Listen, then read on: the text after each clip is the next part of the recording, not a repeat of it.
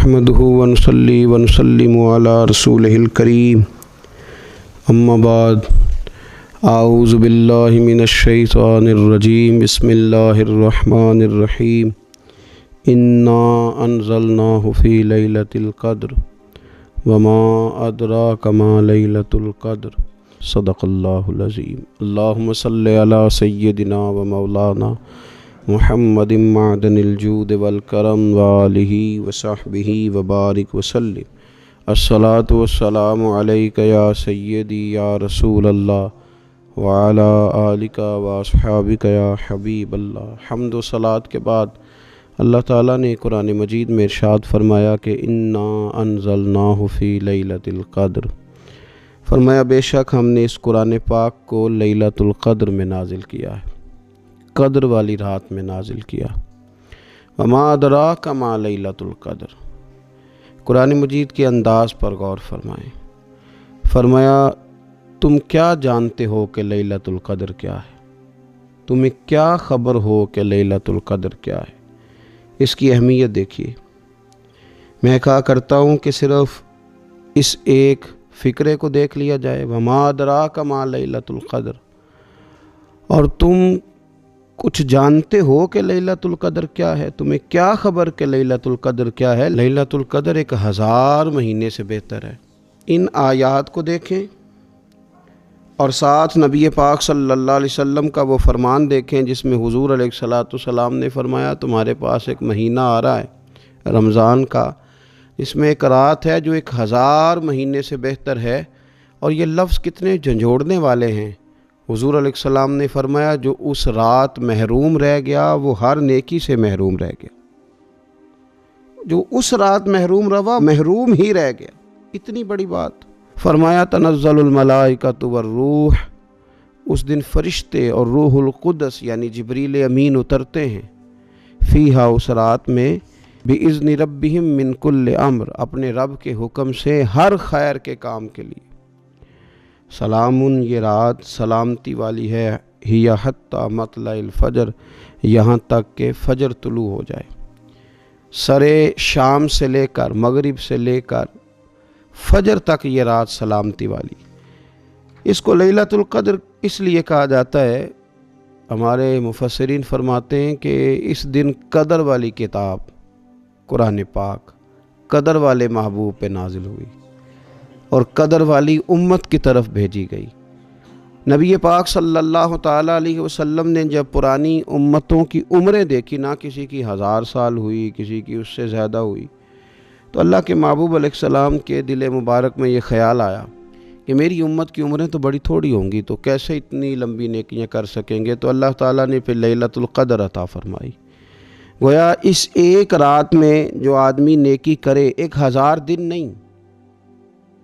कितना लोगों को शौक़ है कि कोई ऐसा जैक लगे, यकदम मेरी सारी चीज़ें बढ़ जाएं, तो इस पर भी तो ज़रा गौर करें ना। ये एक रात 1000 दिन से नहीं, 1000 महीने से अफजल है। 1000 यकदम आपकी नेकियों की उम्र 1000 माह तक चली जाती है। कितनी बड़ी फजीलत की बात है। मेरे रसूल करीम सल्लल्लाहु ताला अलैहि वसल्लम ख़ास तवज्जो दिलाते, इस रात के हवाले से ख़ास तवज्जो दिलाते। और ये रात कब होती है, सही हदीस में मौजूद है। नबी पाक सल्लल्लाहु ताला अलैहि वसल्लम ने फरमाया कि इसे रमज़ान के आखिरी अशरे में तलाश करो। गोया ये जो 5 ताक रातें हैं ना, 21वीं, 23वीं, 25वीं, 27वीं, 29वीं, इन ताक रातों में इस रात को तलाश करो। इस रात अल्लाह के फ़रिश्ते नाजिल होते हैं। आसमाने दुनिया पर, ज़मीन पर फ़रिश्ते उतरते हैं। हज़रत जिब्रील अमीन अलैहिस्सलातु वस्सलाम उन्हें लेकर के आते हैं।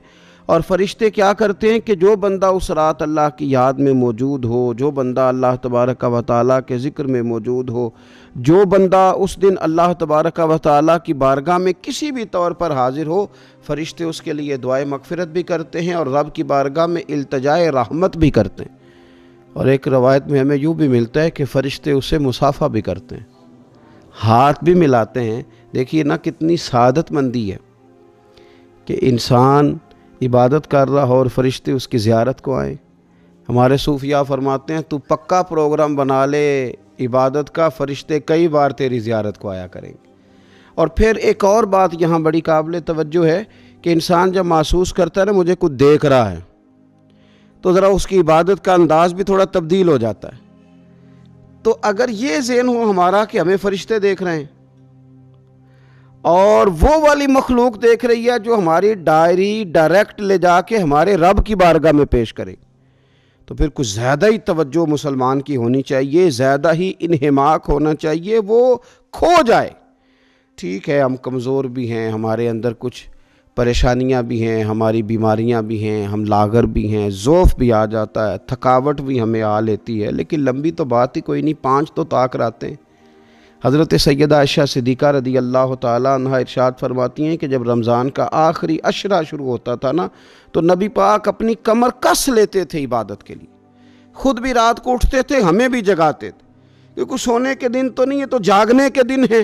ساون کی کالی راتوں میں جب بوندا باندی ہوتی ہے، وہ راتوں کو اٹھ اٹھ روتے ہیں جب خلقت ساری سوتی ہے۔ یہ رب کے بندوں کی شان ہے۔ اور ویسے بھی درویش کہتے ہیں کہ رات پوے تے بے درداں نو نیند پیاری آوے، درد منداں نو تے یاد سجن دی ستیاں وی آن جگاوے۔ تو یہ وقت ہے خاص، اس خاص وقت اس بات کی طرف ضرور توجہ کرنی چاہیے۔ اور یہ جو کہا گیا نا کہ فرشتے نازل ہوتے ہیں بِإِذْنِ رَبِّهِمْ مِنْ كُلِّ أَمْرٍ، اللہ کے حکم سے آتے ہیں اور ہر کام کے لیے، ہر امر خیر کے لیے آتے ہیں۔ تو اس میں بھی ہمارے مفسرین نے لکھا ہے کہ وہ تمہارے لیے پورے سال کا فیصلہ کریں گے کہ تمہیں کیا دیا جائے گا، تم کیا حاصل کرو گے اللہ تبارک و تعالیٰ کی بارگاہ سے۔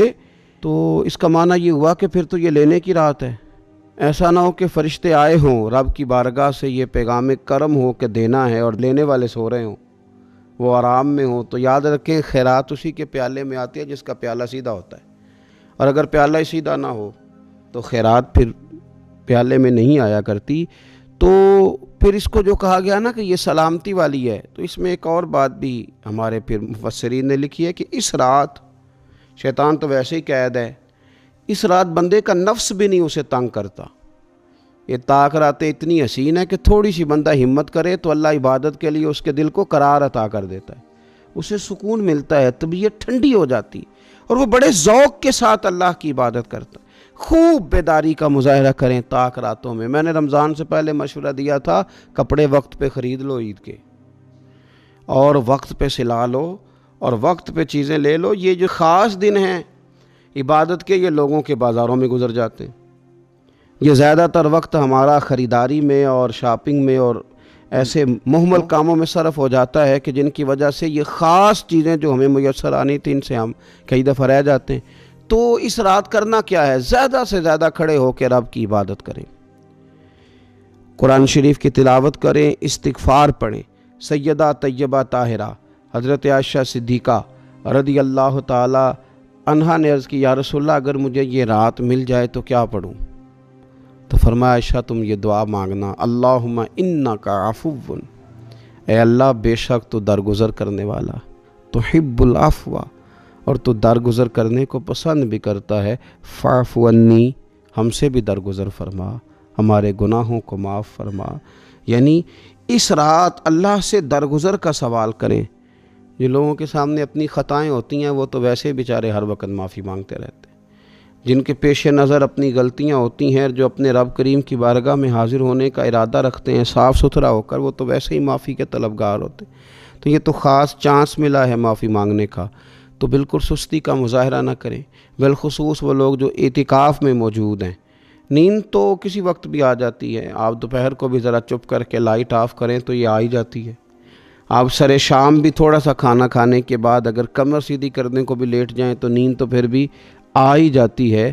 لیکن یہ سنہری قسم کے ایام ہیں، سختی نہیں، پابندی نہیں، فرض نہیں، لیکن اگر شوق کے ساتھ، ذوق کے ساتھ، توجہ کے ساتھ، میں ایک مثال دیا کرتا ہوں کہ یہ ہمارے پاس قیمتی دن ہے رمضان کے، ایک عمل کا ثواب 70 کے برابر ہے۔ تو جس طرح انسان کے پاس کوئی چیز تھوڑی دیر کے لیے آئے تو اس نے جانا ہو تو لوگ اس سے زیادہ فائدہ اٹھانے کی کوشش کرتے۔ دیہاتوں میں نا غریب گھروں میں استری نہیں ہوتی تھی، ہر گھر میں نہیں ہوتی تھی، تو کسی پڑوس سے استری لے کے آتے تھے تو بوڑھے لوگ یہ کہا کرتے تھے کہ زیادہ کپڑے استری کر لو، استری واپس کرنی ہے۔ جس چیز کو واپس کرنا ہو تھوڑی یہ دیر کے لیے ہمارے پاس ہو، اس سے زیادہ لوگ نفع لینے کی کوشش کرتے ہیں، تو یہ تو تھوڑے دن باقی رہ گئے، طاق راتیں تھوڑی رہ گئیں، زیادہ نفع لینے کی کوشش کریں۔ اللہ تعالیٰ اس سال جب فرشتے لیلۃ القدر پہ آئیں تو وہ امت مسلمہ کے لیے ایسا رحمت کا پیغام لے کے آئیں کہ دین پھر سے غالب ہو جائے، اسلام پوری دنیا کے اندر اپنے غلبے کے ساتھ سامنے آ جائے، کفر کا، ظلم کا، زیادتی کا، جبر کا ہمیشہ کے لیے خاتمہ ہو جائے، اور اللہ تعالیٰ اس سال لیلۃ القدر میں جن لوگوں کو معاف کرے گا رب کریم ہم سب کے نام اس میں شامل فرمائے۔ آخر دعویٰ ان الحمدللہ رب العالمین۔